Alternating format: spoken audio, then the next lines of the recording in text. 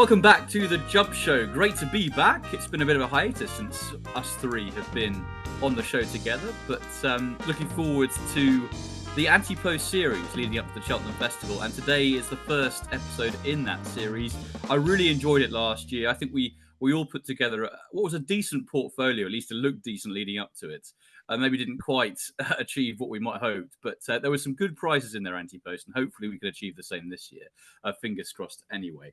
Please do remember to like our video. We'd love to get 200 likes on this. That would be ambitious, but I think it's achievable. So please do get on that like button, and do subscribe to our channel too. If we get to 1,500, that would be fantastic. So please do hit that subscribe button as well. As usual, it's Jake, Price, and Dan Overall alongside. Lads, I haven't seen you since before the Christmas period on here.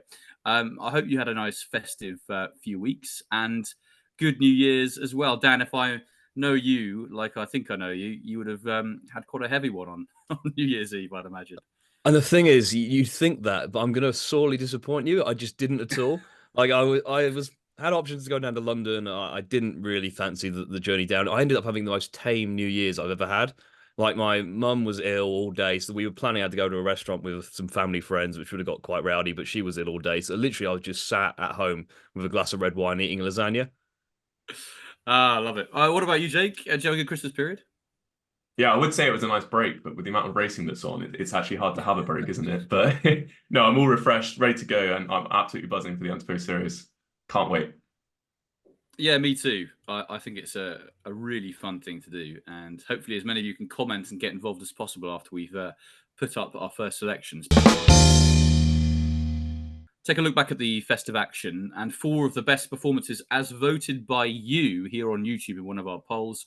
Please do be sure to keep taking part in the polls that we put up, because it's great to hear what you think. And at number 4, in the top 4 performances, you all voted for Grange Clare West, who actually only got 3% of the vote in terms of who was the most impressive. There's no doubt, though, he was pretty taking. And Jake, I know that you're a fan of this horse generally and have been for a kind of season or two.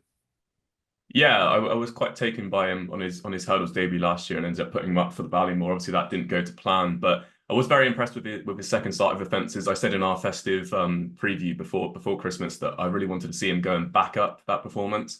Obviously, it's what most people wanted to see him do after a fairly in and out season last year, but he did that under no uncertain terms here. He does exactly what William Mullins said before the race. He just jumps and travels. That's exactly what he does. He tanked into the race, jumped up into the lead at second last, and then just coasted home on the better standslide ground at Leopardstown.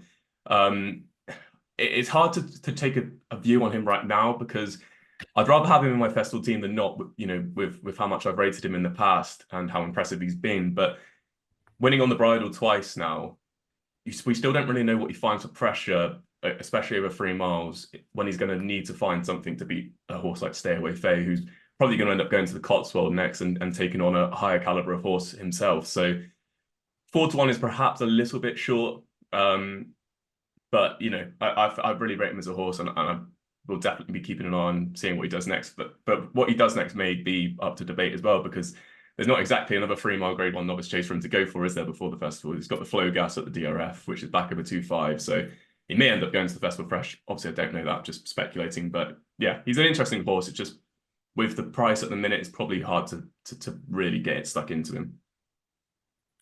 Yeah, I think that's a very fair point. I still think it's a pretty strong division. There are plenty in the 3-mile novice chase, all kind of 2.5 goes, maybe stepping up to 3 miles, who have got plenty of talent. But he's definitely put his head above the parapet, hasn't he, with that performance?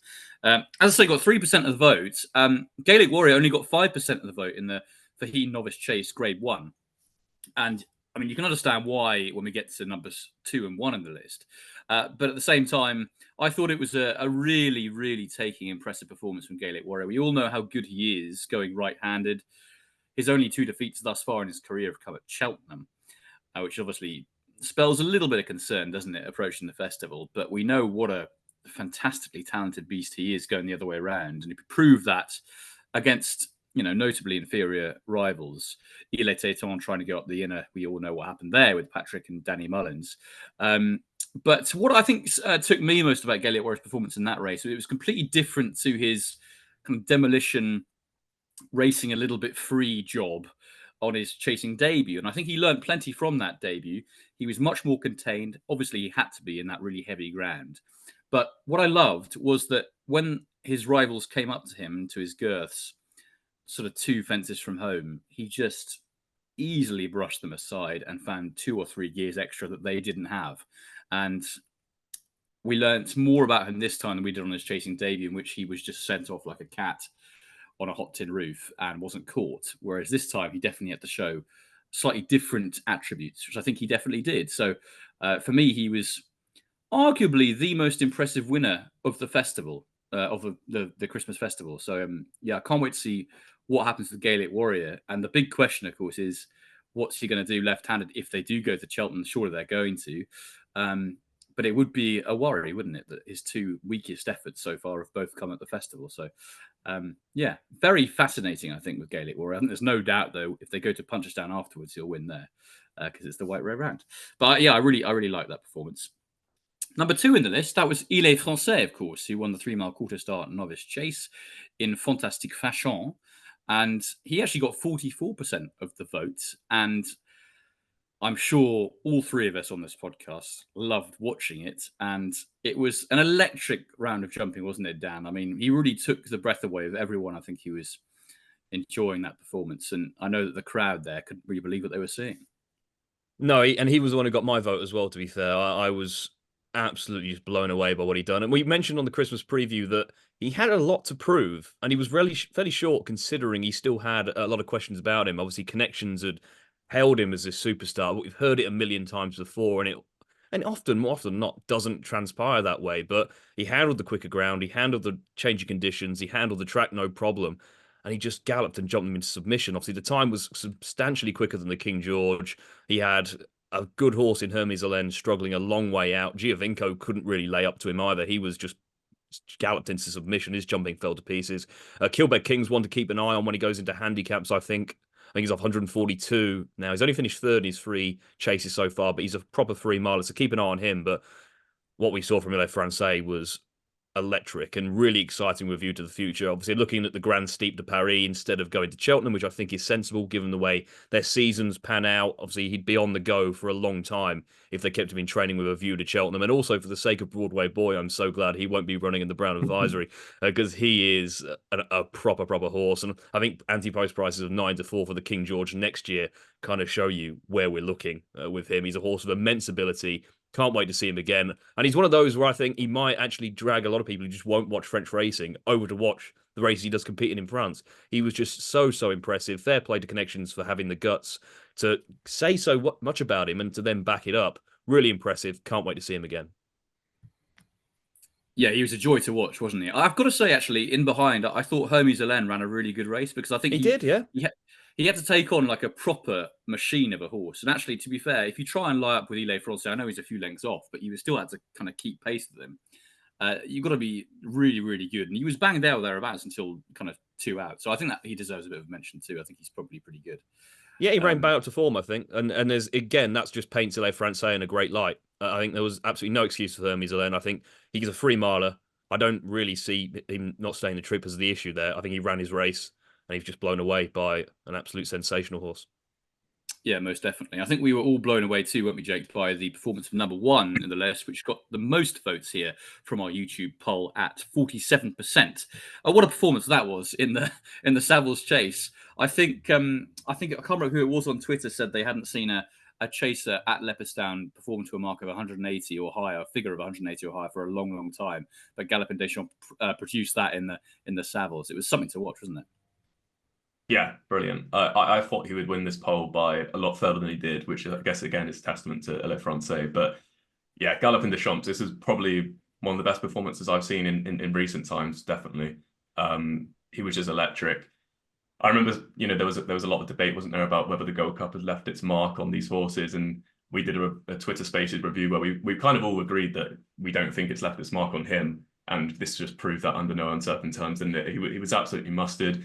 And to smash Jerry Colombe, who, he has his limitations, but he had all his conditions in his favour there with the heavy ground. And to smash him by 23 lengths, it's just absolutely fantastic, isn't it? The only thing that could have made it any better was if Fast or Slow ran and was equally well beaten. But Galloping Deschamps is going to take some stopping in the Gold Cup, isn't he?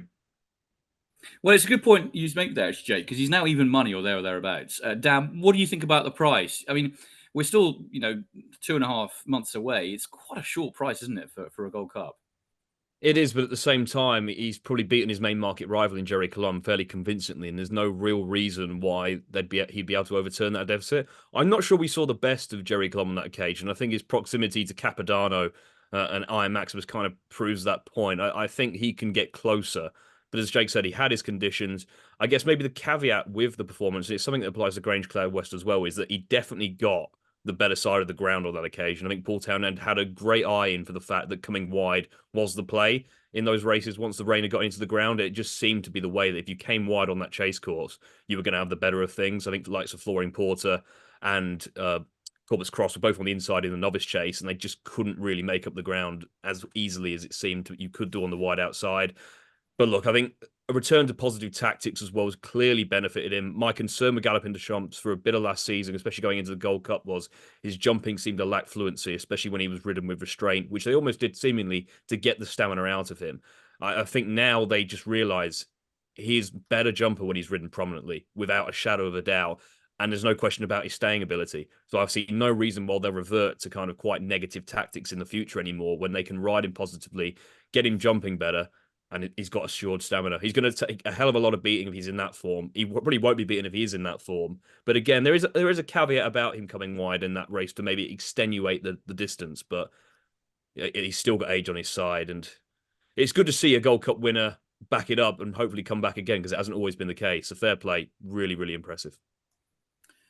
Couldn't agree more. Do you know what? I have to say, I think when he's on song, which he's often is, he wasn't in the John Durkan, of course, quite so much, but he really was in the Savills Chase. He was in last year's Gold Cup. He has been at Leopardstown in the past.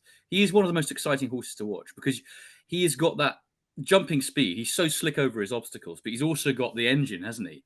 And you kind of think when he's actually rolling, there are very, very few horses who could lie up with him. He's just got that perfect blend of stamina and speed at the very highest level, which so few horses can possibly have. So yeah, he's a proper exciting horse, and can't wait to see him again.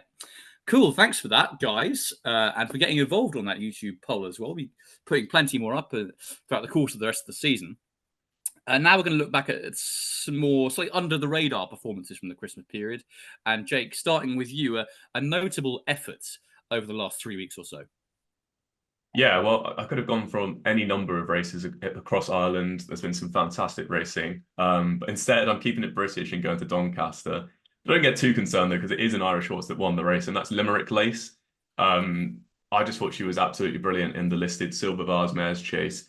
Considering she made quite a bad mistake at the second last, she, readily picked up again to record a 10-length success over a good field. She's forced Ambella into retirement, and Pink Legend, who was third in the Mares Chase last year, was beaten 13 lengths as well. So I think she was just really, really good for Gavin Cromwell. I think she was a good novice chaser last season without being, spoken about in terms of a Mares Chase. But this year she looks much more the finished article. She's already won twice. She was second in the Troy Town as well. She's rated 145 in Ireland. She was rated 147 in the UK for that Doncaster race as well. So that puts her right into the mix, doesn't it, for the Mares Chase? She's still, only a second season chaser, so it's not like she's highly exposed. She's only 7 years old. And when you put that into the context of Allegory Devassi's latest blowout as well, I think she just really does have a massive chance in that Mares Chase. The biggest price you can get on her now is 8-1, which is why I haven't put her up as a bet this week. I think it is on the shorter side of what I would have liked, but yeah, you can't help but be impressed by Limerick Lace. No, and I love the way she travelled so strongly throughout her races as well. I mean, she tanked all over them at Doncaster, didn't she? And it's interesting what you say about Allegory Devassi, because the horse, of course, who beat her last week, Riviere de Tel, is a completely different animal going right-handed. So that race does look as though it's opening up a little bit, and Limerick Lace could easily be one to take advantage of. I totally agree there. Dan, come to you with your performance to note from the Christmas period. Yeah, another mare, a very different profile in this sense. It was her first start in Ireland, and that came in a Leopardstown maiden hurdle over 2.5 miles. It's Jade the Grugy. Really impressed by her. Obviously, was bought for big money after winning a flat race over in France, a National Hunt flat race over there. And she was well back, seemingly held in high regard. And I just love the way she went through this race. She seems to have a real zest for it. She jumped really fluently, went from the front, handled the heavy ground, no problem. And then And Butcher Hollow, to be fair, is a horse that's been held in quite high regard.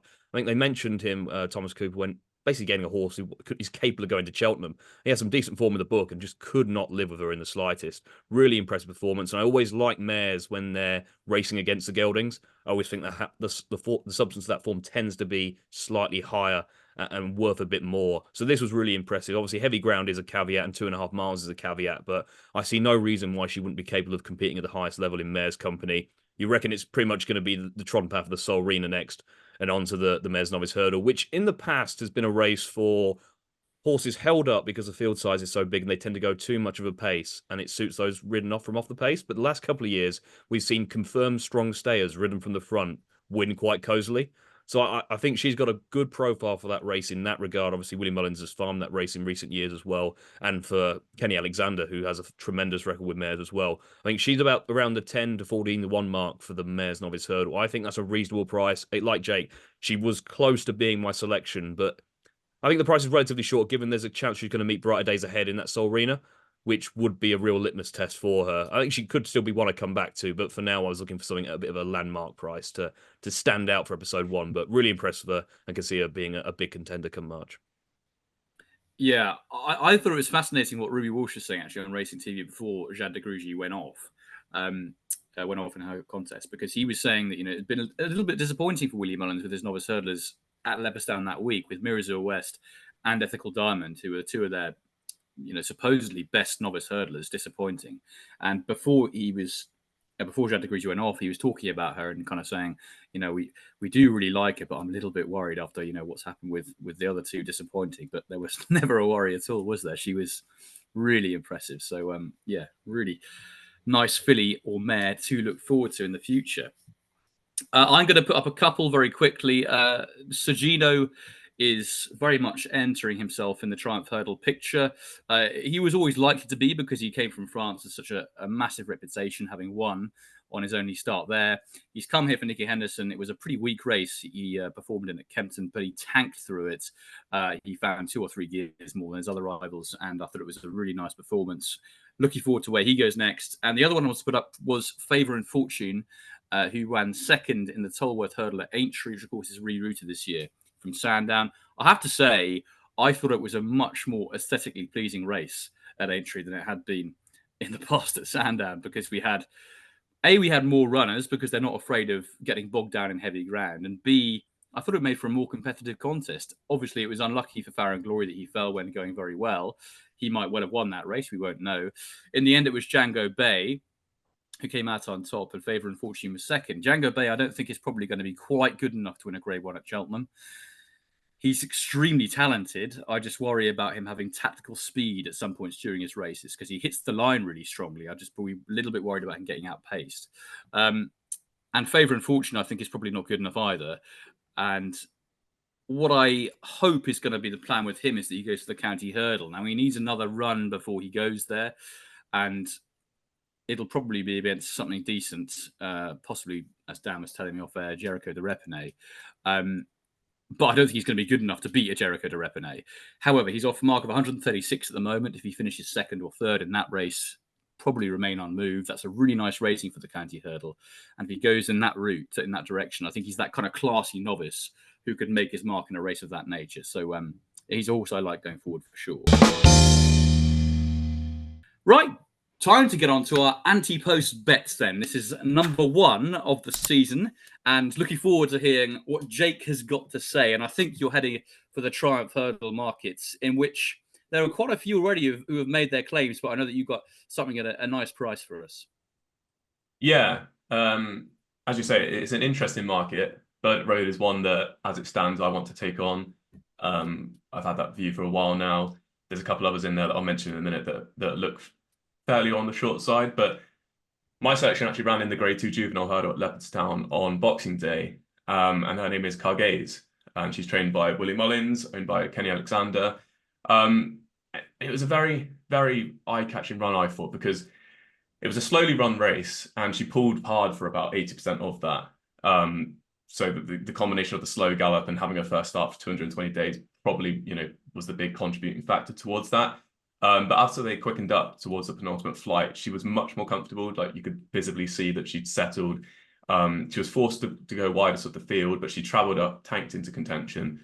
And this has been put into context as well by Adam, GG Banker, and he's looked at the stats of all the races on Boxing Day, second last to the line, where she recorded a time of 45.28, which was faster than King of Kingsfield, 45.46, and No Flies on Him, 48.33. So it was a very good time from second last to the line, which obviously was indicative of that slow pace. So I think that she's a mare she's definitely going to, or a filly that's definitely going to want a faster pace, but she showed a really good attitude that day to run all the way through to the line. She was only beaten 3/4 of a length by Carla Conti. And quite importantly, she was having to give a £3 penalty away to the field that day because she'd already won a grade 3 at Oitoy when she was training in France. So she won a maiden there. She was second in a listed race, and she won a grade 3. So she had plenty of experience, which is good in the context, but she didn't have any Irish experience and she hadn't run for a long time, obviously. However, when these two meet again, which presumably will be in the grade 1 at the Dublin Racing Festival, I just can't see how that form doesn't get reversed, just based on hopefully it'll be a stronger run race for starters. And then secondly, obviously with that £3 swing in the weights as well. So she's got a lot going for her. And I actually went back and watched that Oitoy grade 3 win just to see if she was keen that day as well. But it was a much more truly run race and she wasn't keen at all. Like she really did settle absolutely perfectly. So I don't see her keenness being a problem, albeit she was running in a hood.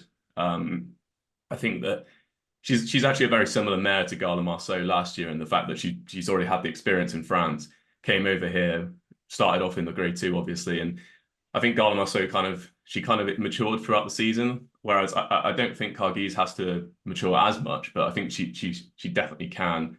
And when we get to that grade 1, hopefully she'll be putting her hooves forward to go and win it. So I don't think there's a horse in the race that Willie Mullins has anyway that's like Lossiemouth last year, where I think we kind of knew that Gala Marceau was up against Lossiemouth, whereas I don't think there's any of them in here that that she's going to have to worry about as much. Obviously he's got some nice horses that have come out. Stormheart was one of them the other day at Punchestown. He was very impressive. However, I don't think he really beat anything in that Punchestown race. Obviously, he was very impressive, but he's now a short price as a result. And then Bunting was even less impressive in his victory at Limerick, but yet he's as short as 8-1 for the Triumph. But getting £7, I think Cargese would be at this stage way ahead of him. Potentially not if they all meet at Dublin Race Festival. We'll obviously see what happens there. But I think she's just at 14-1. She's just a massive price, getting that £7 allowance. The Mayor's Novice has been mentioned for her, but she won her first race on the 19th of March, so she's not even a novice. And obviously, as Dan mentioned, they've got that Jade de Grugy now, who the same connections, and I think she's got a really nice chance in that Mayor's Novice hurdle. So yeah, Cargese 14-1. I think she's got a lot of upside. If she goes and runs really well at the Dublin Race Festival, I think she's going to shorten obviously drastically off the back of that, and she could be Willie's number 1. You never know. Great argument there, Jake. I have to say, really interesting comments. And a little bit later on, I'm going to be taking you on from that same race with another horse who finished behind Cargese, but I'll come on to that in a few moments' time. Great stuff. Dan, onto your selection, your Ante-Post bet number 1 for Cheltenham. Yeah, and this one took a lot of thinking. I've been looking at some of the open markets like the Ryanair, the Stayers, and nothing really inspired. I thought they're all pretty trappy, non-real events for a betting perspective. I just couldn't find something that interested me. Then I started looking at handicaps because I'm a maniac. And I started looking at the likes of the Fred Winter. And to be fair, there is one I like in there we'll probably revisit in weeks to come. But then I ended up coming back to the Supreme because I'm just desperate to have something on side in this race because I think the market is a complete mess. Like Jericho de Repene is the favourite, I think almost on sufferance because the actual substance of his wins is non-existent to a certain extent. They've been muddling little races. He's such a short price. I just have no interest in backing him whatsoever. Then you've got a Dream to Share who's second favourite, who, again, the Nick Luck podcast with Frank Berry came out today. It seems a stretch that he's going to make Cheltenham at this rate. Like, honestly, I think if they're just running him in a grade 1 at the Dublin Race Festival, and if he doesn't win, then just save him for next season at this point. And then you've got the likes of It's For Me, who I probably will get on side because I do like him with a view to going the Moscow Flyer route. But after that, you've got a host of doubtful runners or ones who have just disappointed to an extent it's hard to see him recovering in time for a Supreme. Look at the Ballymore. That looks a lot stronger a race. So I think the Supreme is wide open. It's open for something to emerge at a big price. And the one I'm going at is currently 33-1. Raced over Christmas, I thought was very impressive. And it's no flies on him for Eddie O'Grady, owned by JP McManus as well. Obviously, his rules and hurdling debut at Christmas time in a main hurdle at Leopardstown. A race has been won by like a Classical Dream before. Before that, we had State Man who fell in it. We had High Definition last year. Obviously, went on to line up in a Supreme as well. Historically, a very solid maiden hurdle, one you should keep an eye out for potential Grade 1 horses.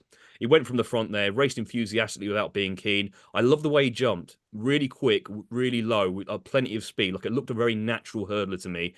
I think Jake mentioned times earlier, no flies on him was actually the quickest of all the 2 mile races on that occasion. He didn't win it by a quick finishing speed, but he just set a really strong pace. Finishing speed was about 100%. He won that race down the back. He just set a really strong tempo, which I always think is impressive to do, especially when you're looking at a Supreme. You want a galloping 2 miler. I think that's him. And even still, between the second last and the last, he put in a sub 14-second furlong, which, given the pace he set to quicken again, that's where he won the race right there. I thought that was impressive to do. I think the form of that race is pretty impressive. I know he only won by just under 2 lengths on that occasion, but he was valued for far, far more than that, in my opinion. I think he just got a bit tired towards the end, which you had every right to do on his rules and hurdling debut. I mean, you draw the line on that form for Ascending, who was in third. Obviously, had been fifth in the Triumph Hurdle previously. He's rated 133 and was behind It's For Me and Coldwell Potter on his previous start of the season. I see no reason why he hasn't run to a very similar level there. And I think, given the price discrepancy between It's For Me and No Flies on him, I think they've achieved very similar things on their hurdling debut. So again, that's what led me to this selection. The time was good, especially when you consider it was his rules debut. And this didn't come out of nowhere. Like, this wasn't a complete surprise. There was a lot of talk about this horse, and he has a very interesting background. Eddie O'Grady picked him out at the Derby sale. JP basically said to him, pick a horse out as a 3-year-old. We'll send him to you, and we'll see where we go from there. He went to Derek O'Connor for his point-to-point, and he beat Django By in his point-to-point. And we had Willie the Builder back in third, and even the fourth, who was miles back, has come out and won a bumper on his rules debut. That point-to-point historically is very, very strong. And I think if you have Mark Howard's book, it's worth reading the note on No Flies on him on that occasion, because he makes a lot of interesting points. Firstly, that point-to-point has been won by Fernie Hollow and Captain Teague in the past. The time of the race was very, very good. He did it far easier than the winning margin suggests. And also, it's worth noting because a lot of the top agents are at that meeting because it's such a good race. And unlike the others, like Django By and Willie the Builder, who had to kind of be ready for their lives to collect a good sales price, this horse's future was already decided. Like, he was already going to Eddie O'Grady after his point-to-point. There was no reason for him to be absolutely A1. And he was ridden quite cold as well, with a view to almost improving. And he still won in the manner of a really smart horse. So I think you have to mark that point-to-point performance up even further. And again, I think the fact that he's trained by Eddie O'Grady is the reason he's 33-1. And recency bias aside, everyone's looking at Gordon Elliott, Willie Mullins, Nicky Henderson, and rightly so to a certain extent. But Eddie, back in the day, used to have plenty of runners at Cheltenham when he had the ammunition. He won the Supreme in 2003 back in front. And if you go back 8-9 years or so, he was still having plenty of runners at Cheltenham. They were always running well and has trained a lot of good horses. Just hasn't had the ammunition in recent years. However, he seemingly thinks he has one here. A lot of positive talk after the race. They said that he basically has to go in Grade 1s now. It's because he was so impressive on that occasion. The natural step is the Grade 1 at the Dublin Racing Festival. And if he's that type where he could just spring from the market right to the top of it if he goes there and wins. And to be honest, based on the horses that could potentially line up there isn't all that much that really stands out. The only concern for me would be if Ballyburn steps back to 2 miles, in which case that might be a tough ask. But for a horse who's clearly got so much upside, I think 33-1 is a bit of an insult. And I'll probably have, I think, half a point each way and maybe a point win as well, only just to have both bet types covered. I really like the horse. Looks really uncomplicated. I think has all the attributes you look for as a horse who could make a top novice hurdler. I just thought the price of 33-1, especially when you draw that line through Ascending and It's For Me at 10-1. I thought that price was a bit of an insult. Tremendous stuff, Dan. Tremendous. Made a very sound argument, as did Jake. Yeah, really good to hear. I'm going to finish off and try and emulate what I've just heard, but I'm not sure I'm going to be able to. We're back in business. I'm taking on Jake, actually, in the Triumph Hurdle with a horse called Mighty Bandit, who some of you might remember was phenomenally impressive on his hurdles debut at Punchestown back in November. That was his first start in Ireland, his first start under rules, and actually gave Orders St George, his sire, his first winner under rules too. That day, you couldn't help but be impressed with him. He tanked through it and then cleared away from the rest of the field in sensational fashion. In the end, won by 9.5 lengths. Back in second was Lark in the Morning for Joseph O'Brien, which went off second favourite. I think he got a bit bogged down at Leopardstown over Christmas in the ground. Don't think he liked it much. He was quite well supported that day. He was second favourite. But just like him and with Harsh, who finished third to Mighty Bandit that day, I think Harsh didn't like the ground at Chepstow over Christmas either in the juvenile hurdle. He was kind of there or thereabouts, and then he just started to get really tired. Back in fourth was Pacini, who has since run out a very easy winner for Gordon Elliott. So I'm quite pleased that he has managed to do that, because it makes me think that the form actually is worth something, rather than if there'd been nothing at all to come out of it. And I think, as I say, the second and third had excuses for their next runs. Now, the big thing here is that Mighty Bandit ran over Christmas and also had an excuse for his underwhelming performance in the juvenile hurdle grade 2, which Jake has already alluded to. In that race, he was sent off the 13-8 market leader, so was clearly expected to perform a hell of a lot better than his eventual 9th position in the field did. And it came out after the race that he had nasal discharge.